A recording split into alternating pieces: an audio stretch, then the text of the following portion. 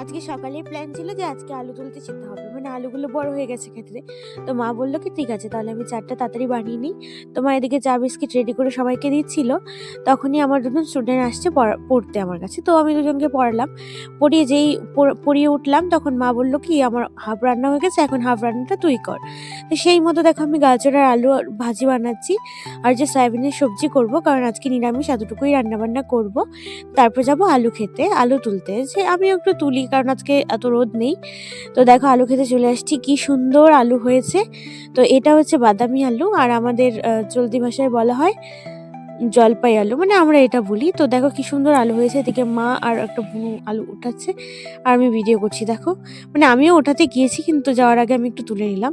তো কি সুন্দর হয়েছে। তো আমার ভিডিও যদি তোমাদের ভালো লেগে থাকে তাহলে লাইক কমেন্ট এবং সাবস্ক্রাইব করে দিও আমার চ্যানেলটিকে, তাহলে এরকম ভিডিও তোমরা আরও দেখতে পাবে নতুন নতুন। সবাইকে টাটা।